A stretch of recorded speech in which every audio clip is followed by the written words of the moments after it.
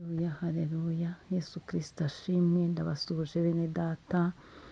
Iki gitondo duhereje Imana icyubahiro, izinze ijoro izinguye amanywa. Imana ishimwe, Imana ihabwe icyubahiro. Imana yatwimanye, Imana yakwimanye, Imana ikugejeje kuri uyu munsi. Imana ishimwe. Nyemerera ufatanye nanjye gushima Imana muri iki gitondo. Tuyishimiye iby'imbaraga nyinshi yakoze mu bumana bwayo, ku buzima bwawe, ku buzima bwanjye. Imana yarahabaye. Iyi minsi yose y'iki cyumweru twagiye tubona Imana mu buryo bumwe ndetse n'ubundi. Wabonye Imana ku giti cyawe, nanjye nabonye Imana. Ni ukuri twese twabonye Imana. Ni Imana nziza, ni Imana yuzuye urukundo n'imbabazi, ni Imana itangaje, ni Imana nyamana, Imana ishimwe, Imana ihabwe icyubahiro. Nakubwiraga ngo hereza Imana icyubahiro, shima Imana. Ni ukuri nawe urwaye niwizere, Imana iracyakora imirimo n'ibitangaza, Imana iracyakiza. Dushyizweyo mu bicuku by'ijoro, Imana ikora ama operasiyo menshi cyane rwose no ku manywa, kandi ibiri gukiza. Biriya byose ufata, nimba ari akaji, nimba ari amazi, ujye utongeramo amaraso ya Yesu Kristo, ahasigaye Imana yikorere, kandi byose bishobokera abizera. Nakubwiraga ngo rero komera shikama, turacyafite Imana ikiza, turacyafite Imana irwana ikanesha, turacyafite Imana itabara, turacyafite Imana igabura, turacyafite Imana yambika, turacyafite Imana ihanagura amarira. Ndavugana n'abagize ibyago, bari mu gihe cy'umubabaro. Dufite Imana iza ikakomora. Nta mwana w'umuntu wakomora wabuze uwawe, ariko Imana yacu irahari. Humura, komera, ihangane. Imana yonyine niyo ibireba kandi irabizi, niyo izi igikomere ufite, kandi niyo yonyine yo kukomora. Abantu amagambo yabo agarukira ku matwi, ariko ijambo ry'Imana rigera ku mutima, kandi ikiganza cya Yesu Kristo kigera ku bugingo. Ukumva urorohewe. Imana nishimwe. Nakubwiraga rero ngo hereza Imana icyubahiro, uyibwire uti Imana nacyagiye narakubonye, garuka ukore, kandi ubwire Imana uti Imana ngushimiye ibyo umaze gukora. Imana ishimwe cyane.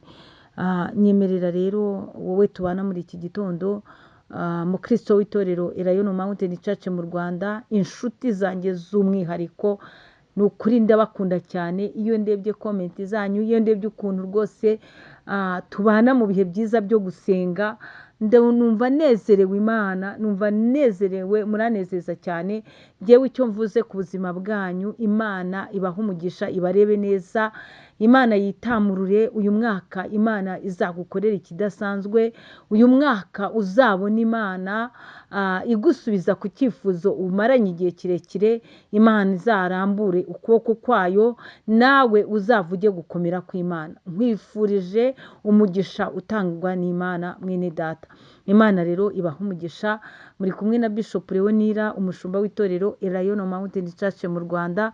Dukomeje kuba mu bihe byiza byo gusenga, dukomeje kuba muri iyi teme yacu twaganiriyeho iki cyumweru, igira iti umugisha uhawe n'Imana uruta indi migisha yose.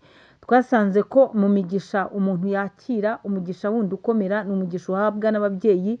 Umubyeyi yaguha school fees, akakwishyurira ishuri, ukagira amashuri menshi cyane. Uwo ni umugisha uba ukomeye ku mubyeyi. Umubyeyi nabwo ashobora kuguha umunani w'isambu, ashobora kuguha ishyo ry'inka. Ibyo byose ni imigisha ababyeyi baha abana babo. Ariko twasanze hari imigisha bo badatanga. Umugisha w'uburinzi, ngo bakurinde kuva uvuye mu nda ya mama wawe kugeza usaje. Uwo mugisha ababyeyi ntabwo bawubasha, kuko ageraho akananirwa, akavuga ngo yaragukujije niwirwanire. Ariko ku Mana duhora turi abana. Imana ishimwe. Imana rero itanga imigisha utapfa kubona ku mwana w'umuntu. Imana iyo ikuramburiye ukuboko, igapfumbatuza igipfunsi cyayo, igapfumbatura, yarangiza ikagushyira mu kiganza, niho abantu bose bazavuga ngo uriya ni umuherwe, uriya muntu rwose yagize umugisha w'Imana, uriya muntu rwose, uriya muntu ugahinduka uriya muntu. Uwo ni umugisha Imana iba yatanze, umugisha utavangiye. Imana ishimwe. Umugisha Imana itanga uruta indi migisha yose. Nyemerera rero tudatinze, tukiri muri iyi teme, twisomere igitabo cya Mose gutegekwa kwa kabiri ibice 11 duhere ku murongo wa 26 tugeze ku murongo wa 28 dusome twihuse mu izina rya Yesu Kristo. Dore uyu munsi ni muri iki gitondo mbashyize imbere umugisha n'umuvumo. Imana itugire neza ngo uyu munsi hari ibyo yadushyize imbere. Uyu munsi mu buzima ubayeho hari ibintu biba bikuri imbere, hari ikintu Imana ashyize imbere yawe ngo mbashyize imbere umugisha n'umuvumo. Twasanze ko umugisha uhawe n'Imana uruta indi migisha yose, ariko uwo mugisha ukaba ugenda ubangikana n'umuvumo. Bivuga ngo rero iyo utumviye Imana biba bikomeye cyane, umuvumo kukwataka biba byoroshye. Rero ijambo ry'Imana ritangiye ritubwira ngo dore uyu munsi mbashyize imbere umugisha n'umuvumo. Uwo mugisha muzawuhabwa nimwitondera amategeko y'Uwiteka Imana yanyu mbategeka uyu munsi. Ijambo riratweruriye ngo uwo mugisha muzawuhabwa, mbese uzawukorera. Kuwukorera nta kundi ni ukwitondera amategeko Uwiteka agutegeka uyu munsi. Imana ishimwe, ntago bigoranye, ntago ari ibintu biruhije rwose. Imana iratubwiye ngo uwo mugisha muzawuhabwa nihabaho ikintu gikomeye, nihabaho ikintu cyo kwigengesera, nihabaho ikintu cyo kwitondera amategeko y'Imana. Nimba Imana ikubwiye ngo ntukice, niwica nyine umuvumo uzakuzaho. Imana nimba ikubwiye ati ntugasambane, nusambana nyine umuvumo uzakuzaho. Imana nimba ikubwiye ati ntugashyushye inkuru za mwene so, nuzishyushya nyine umuvumo uzakuzaho. Nimba Imana ikubwiye ati ntukagire uburiganya, nuriganya nyine umuvumo uzakuzaho. Imana ifite amategeko yaduhaye, ifite amabwiriza, ifite umurongo ngenderwaho Imana yaguhaye nanjye yampaye. Ijambo rero riravuze ngo nutitondera amategeko ngutegeka mbashyize imbere uyu munsi, umuvumo rwose uzakuza.